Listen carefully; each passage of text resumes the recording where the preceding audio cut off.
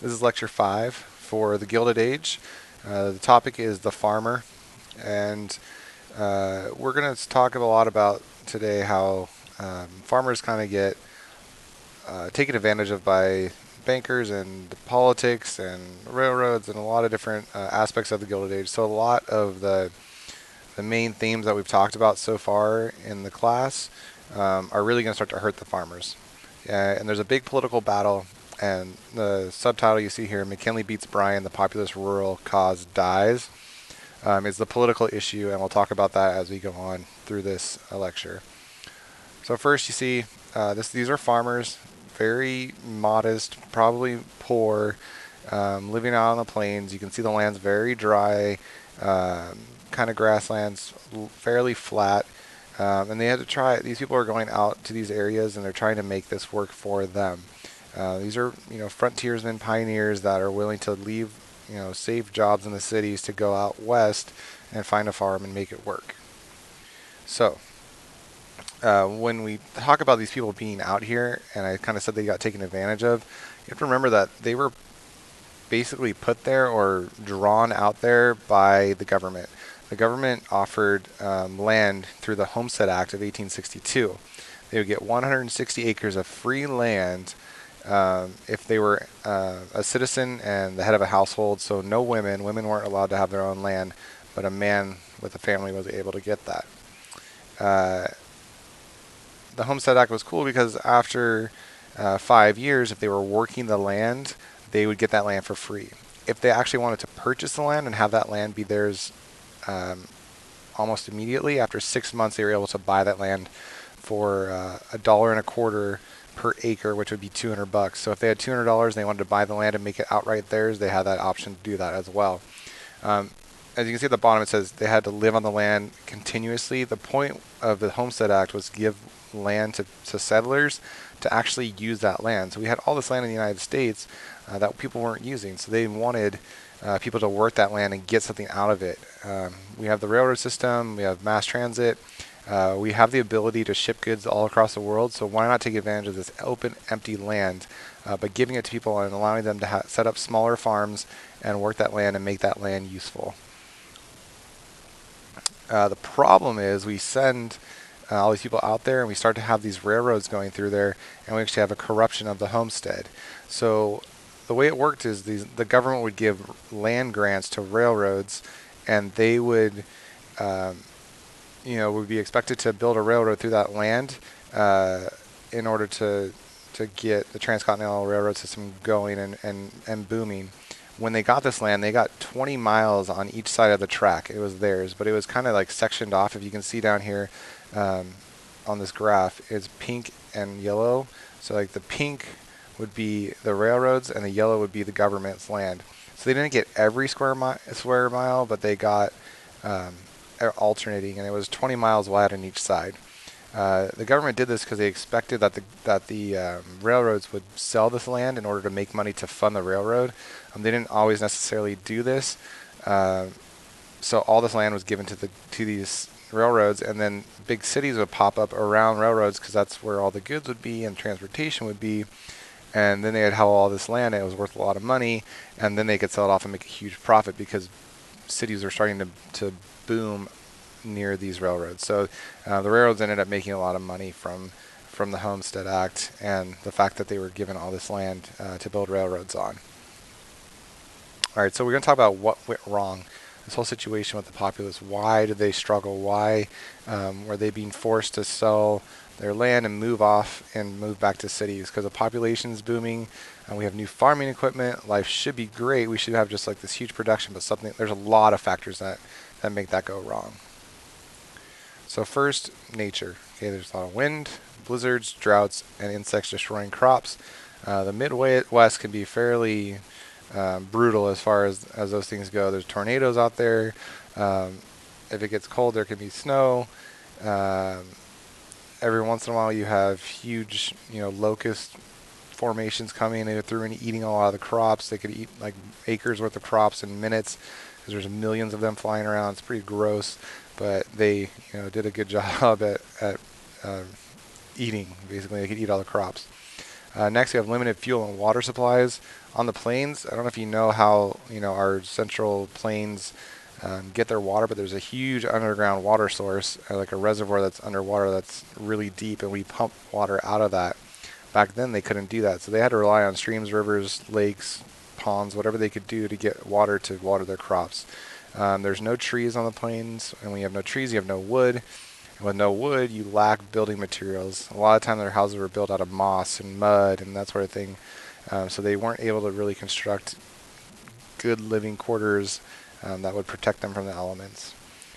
Okay, we have all these farms that are growing, and we all of a sudden have overproduction.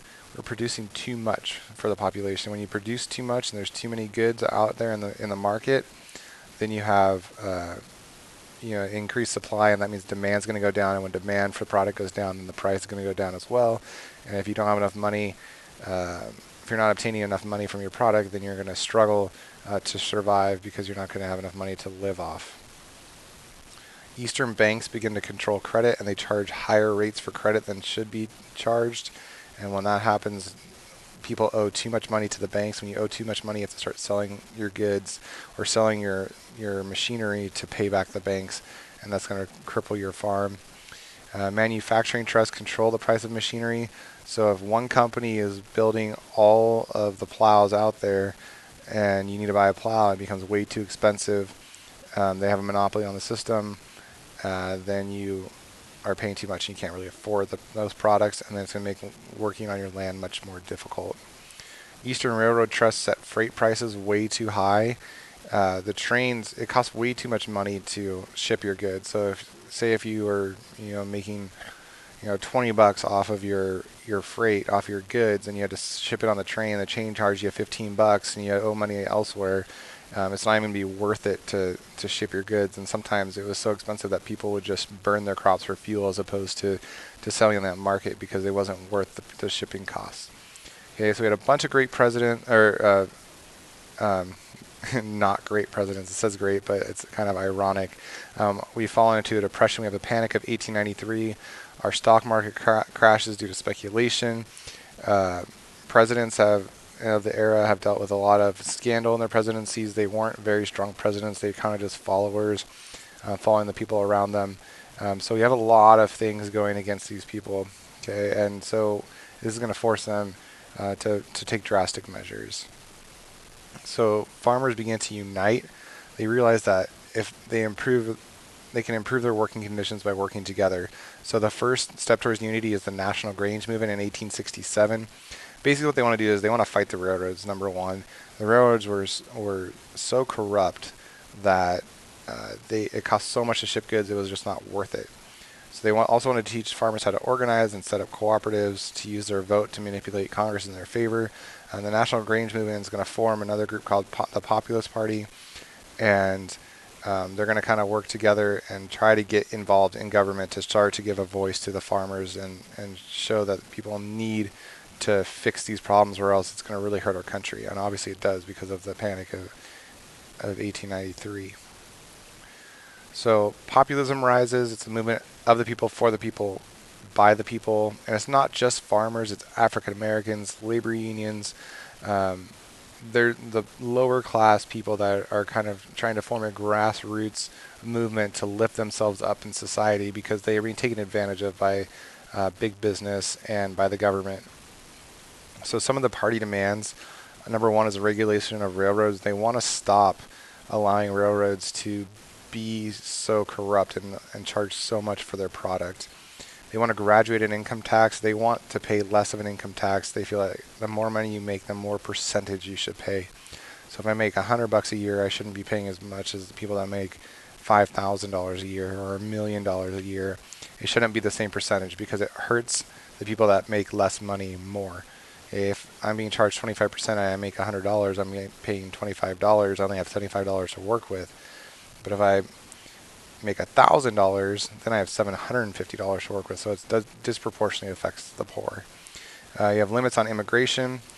Immigrants would come to our country, to America, and they would take the jobs or make there more competition for jobs, which drives down wages. They want an 8-hour workday. They don't want to be stuck behind the machines or in factories for 12 to 16 hours a day. They want to increase the money supply They want there to be gold and silver involved in circulation, which we'll talk about in class. And they also want public ownership of railroads and communication. That means public ownership means the government would own it. Therefore, the government could regulate the prices and make things cheaper. They didn't want the competition of capitalism influencing railroads and communication. They wanted it to be set so that they would be positively affected by this. So the Populist Party and Free Silver. Our Populist Party dies with the Panic of 1893. There's 15,000 businesses shut down, 500 banks closed. Investment go down, consumption goes down, wages go down. There's 3 million people unemployed, which is a huge percentage of our population. The Panic of 1893 arises mostly due to the stock market crashing because of speculation. We'll talk about speculation a lot more during the 1920s and 30s. Speculation is basically buying stocks and hoping that they will rise based on purely on the patterns of prices. When the prices just started to drop, people lost a lot of money and people sold out of the market, and the market just collapsed. Okay, so in 1896, there's a presidential campaign issue. Probably the biggest issue is civil rights versus gold bugs, and we will talk about this tomorrow in class. But it kind of give you an idea of who they were. Gold bugs were businessmen. Civil rights were farmers and laborers. Gold bugs wanted the gold standard. They wanted less money in circulation so that all the money that they had will be worth more, because with less money, the demand goes up and the value goes up. Okay, they want their loans would be repaid in a stable money because gold is valued. Silver can be coming in and out of the market and make the value of money go up or down. And what it would do is it would create deflation. So prices would fall.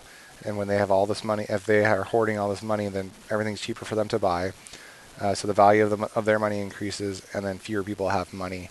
So again, demand for money goes up. Civil rights wanted bimetallism. They wanted to have more money in circulation so that the money that they had would be worth less, and there would be more money for them to get. So when they owed, say they owe $100 to the bank and they only have $50, if all of a sudden now everything is worth more money, it's easier for them to get more money to pay that $100 back. Products would be sold at a higher price, therefore they make more money. So prices rise, the value of money decreases, and more people have money. And the point is, more people having money is good for our economy.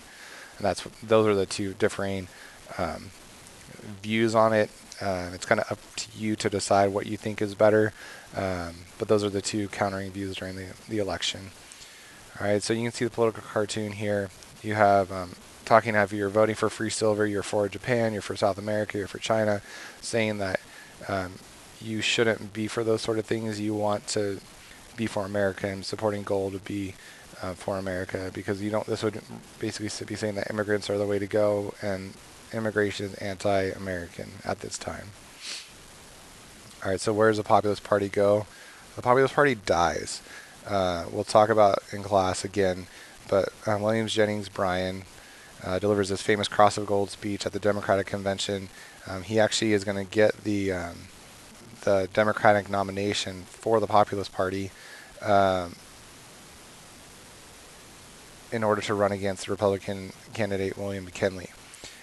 McKinley basically bribes a bunch of big businesses, and he buys his way into the office. He's a gold bug.